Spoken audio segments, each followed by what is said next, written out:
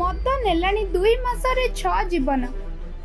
ପାନ ଓ grocery ଦୋକାନରେ ଖୋଲାରେ ମିଳୁଛି ଚୋରା ଦେଶୀ ମଦ, ଯାହା ଦ୍ୱାରା ଅନେକ ଘର ଉଜୁଡ଼ି ପଡ଼ୁଛି। 6 ଜଣଙ୍କର ଜୀବନ ଯିବା ସତ୍ତ୍ୱେ ବି କ'ଣ ପାଇଁ ଚୁପ୍ ବସିଛି ଅବକାରୀ ବିଭାଗ?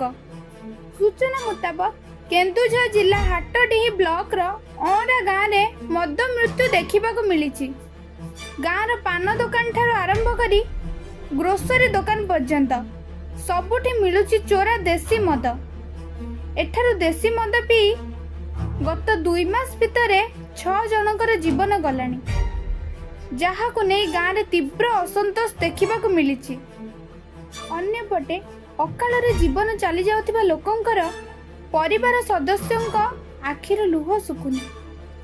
ଏପଟେ ଗ୍ରାମବାସୀମାନେ ଅବକାରୀ ବିଭାଗର କାର୍ଯ୍ୟକୁ ନେଇ ପ୍ରଶ୍ନ ଉଠାଇଛନ୍ତି। ଗାଁର ଲୋକମାନେ ଏକଜୁଟ ହେଇ ମଦ ବିକ୍ରିକୁ ବିରୋଧ କରୁଥିବା ବେଳେ ଅବକାରୀ ବିଭାଗର ନୀରବତା ଗାଁରେ ମଦ ବିକ୍ରିକୁ ବଢ଼ାଇବାରେ ଲାଗିଛି। ଗାଁର ମହିଳାମାନେ ପ୍ରଶାସନକୁ ଆକୁଳ ନିବେଦନ କରିଛନ୍ତି। ଆନନ୍ଦପୁର ଉପଜିଲ୍ଲାପାଳ ଏସବୁରେ ରୋକ ଲଗାଇବାକୁ ମହିଳାଙ୍କୁ ପ୍ରତିଶ୍ରୁତି ଦେଇଛନ୍ତି। Report ATV Odisha live.